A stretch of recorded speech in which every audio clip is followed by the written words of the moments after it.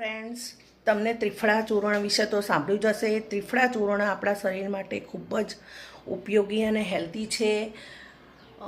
જો તમારું weight loss કરવું હોય તો પણ એ કામમાં આવે. ડાયાબિટીસ, બીપી, કોલેસ્ટ્રોલ, આંખના રોગો, સ્કિનના રોગો બધા જમાં એ કામ આવે છે. એનાથી આપણા શરીરને ભરપૂર ફાયદો રહે છે. તો મેં એના માટે ત્રિફળા ચૂર્ણ બનાવવા માટે ઘરે જ આખા હરડે, બૈડા અને આંબળા લાવી દીધા છે. દરેકનું પ્રમાણ 100 ગ્રામ છે. એને હવે હું તડકે તપાવી દઈશ, તમને બતાવી દઉં. આ 100 ગ્રામ હરડે છે, બૈડા છે અને આંબળા છે. આ ત્રણ વસ્તુ હું લાવી દીધી છે બજારમાંથી. ત્રણનું પ્રમાણ 100 ગ્રામ છે. હવે હું એને તડકે તપવા મૂકી દઈશ અને તડકે બરાબર તપી જશે પછી એ મિક્સચરમાં આસાનીથી પીસાઈ જશે અને એનો ફાઇન પાવડર બનાવી દઈશ. એટલે ત્રિફળા ચૂર્ણ તૈયાર થઈ જશે. ત્રિફળા ચૂર્ણ આપણા શરીર માટે ખરેખર ખૂબ જ ઉપયોગી છે. એટલે મેં એને ઘરે જ બનાવવાનો નિર્ણય લીધો છે. સરસ સુકાઈને એકદમ સરસ થઈ ગયા છે, એકદમ કડક. હવે એને આપણે મિક્સચરમાં દળી દઈશું.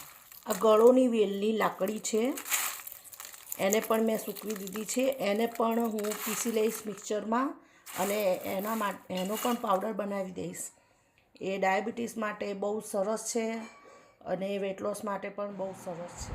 જુઓ, મેં આ હરડે, બૈડા અને આંબળા આ ત્રણેયને પીસીને સરસ ત્રિફળા ચૂર્ણ ઘરે જ બનાવી દીધું છે.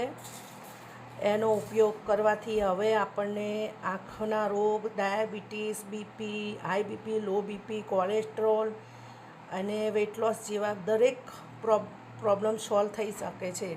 એટલે તમે પણ આવી ચૂર્ણ ઘરે જ બનાવો અને હેલ્ધી રહો. ગળોના વેલની લાકડીઓ મેં સૂકવીને પીસીને આ ગળો પાવડર પણ બનાવ્યો છે, જે ખાસ કરીને ડાયાબિટીસ માટે ખૂબ જ ઉપયોગી છે અને વેટ લોસ માટે પણ ખૂબ જ ઉપયોગી છે. તમે પણ આ રીતે ગળો પાવડર ઘરે બનાવી શકો છો અને એનો ઉપયોગ કરી શકો છો અને ડાયાબિટીસમાંથી રાહત મેળવી શકો છો. મેં આ બંને ફાંકીઓ ઘરે બનાવી છે.